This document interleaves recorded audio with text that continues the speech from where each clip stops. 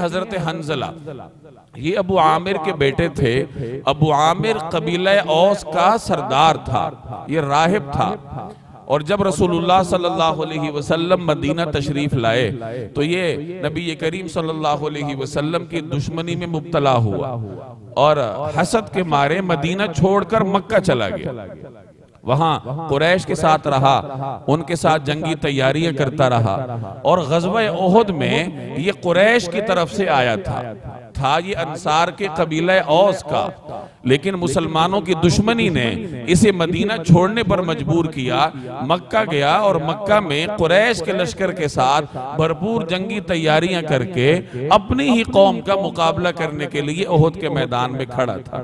غزوہ شروع ہونے سے پہلے، جنگ کے آغاز سے پہلے، مشرکین نے ایک چال چلی اور اس ابو عامر کو مسلمانوں کی صفوں کے سامنے لا کر کھڑا کیا۔ اس نے آ کر اپنے قبیلے کو مخاطب کیا، یہ قبیلہ اوس کا سربراہ رہ چکا تھا، تو اس نے اپنے قبیلے کو مخاطب کر کے کہا، او میری قوم کے لوگ۔ رسول اللہ صلی اللہ علیہ وسلم اس کو فاسق کا لقب دے چکے تھے، تو اس کی قوم کے لوگوں نے اس کو لعن طعن کی اور کہا، او فاسق۔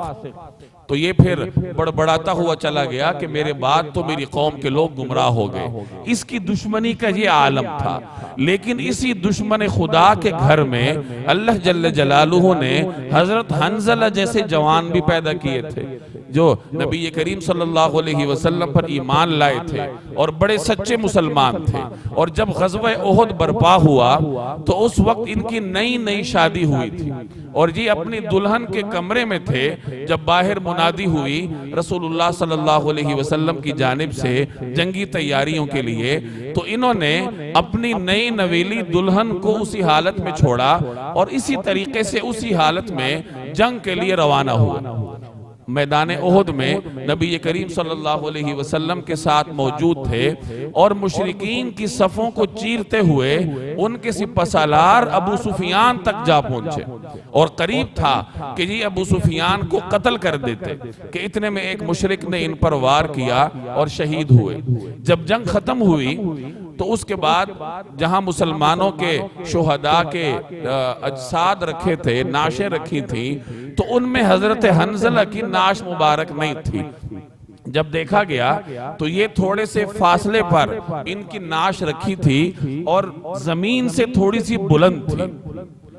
کوئی سہارا نہیں ہے بظاہر دکھائی دینے والا، زمین سے تھوڑی سی بلند تھی اور اس سے پانی ٹپک رہا تھا۔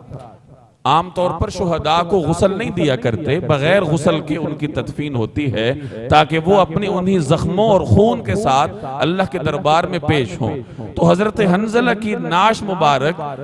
زمین سے کچھ بلند ہے اور اس سے پانی کے قطرے ٹپک رہے ہیں، تو رسول اللہ صلی اللہ علیہ وسلم نے ارشاد فرمایا کہ حنظلہ کو فرشتے غسل دے رہے ہیں، اور اس پر ان کا نام غسیل الملائکہ پڑ گیا۔ اور آپ صلی اللہ علیہ وسلم نے فرمایا کہ ان کی اہلیت سے ان کی صورتحال دریافت کرو۔ تو بعد میں ان کی اہلیت سے پوچھنے پر معلوم ہوا کہ یہ اس طریقے سے میرے ساتھ تھے، اسی قدر